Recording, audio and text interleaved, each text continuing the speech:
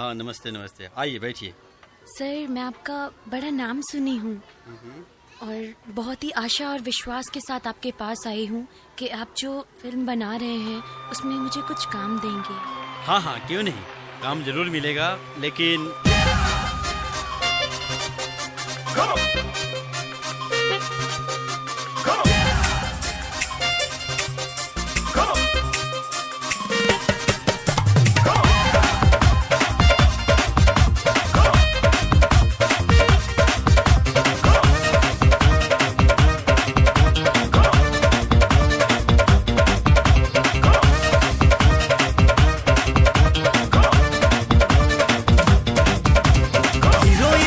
के जदी देखा तारू सपना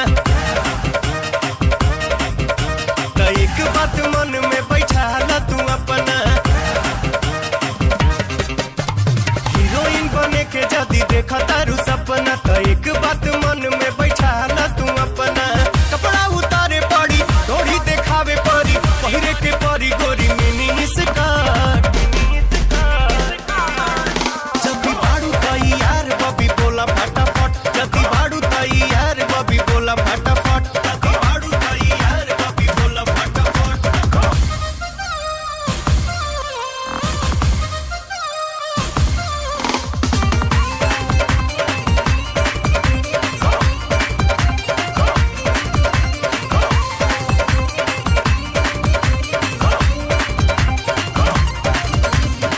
पवन सिंह और मनोज तिवारी रवि किशन संगे आ जाइबू।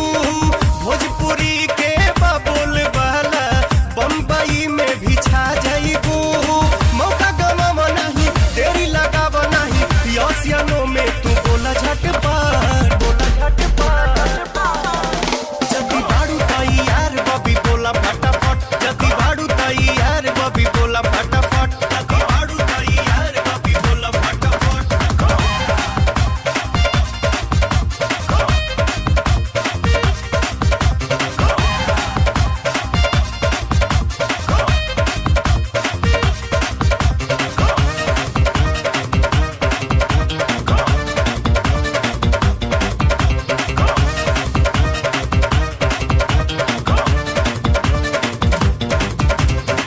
ऐसे नाही हीरोइन तू बनबू, करे के पड़ी बहुत कुछ हो।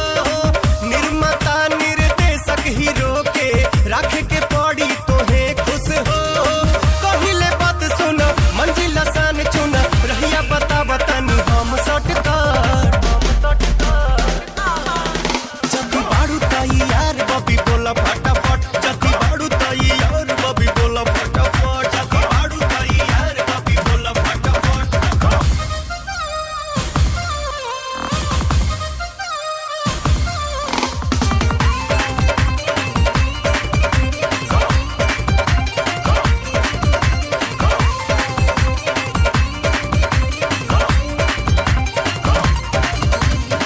चारू ओरिया पोस्टर साटी लागी फिल्म तोहार हो।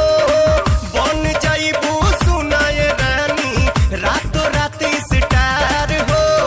लोग के लाइन लागी किस्मत तोहार जागी, सन सिनेमा करे लगबू धक्का धक। जदी बाड़ू तई यार बबी बोला फटाफट, जदी बाड़ू तई यार बबी बोला फटाफट, जदी बाड़ू तई यार बबी बोला फटाफट। हीरोइन बने के जदी देखा तारू सपना तो एक बात मन में बैठा ला तू अपना। कपड़ा उतारे पड़ी डोरी देखावे पड़ी पहिरे के परी गोरी मिनी स्कर्ट। जब बाड़ू तई यार बबी बोला फटाफट, जब बाड़ू तई यार बबी बोला फटाफट, जब बाड़ू तई यार बबी बोला फटाफट, जब बाड़ू तई यार बबी बोला फटाफट, जब बाड़ू तई यार बबी बोला फटाफट, जब बाड़ू तई यार बबी बोला फटाफट। तब क्या विचार है, कल का मीटिंग रख लें? हाँ हाँ बिल्कुल सर, ऐसा मौका कौन छोड़ना चाहेगा।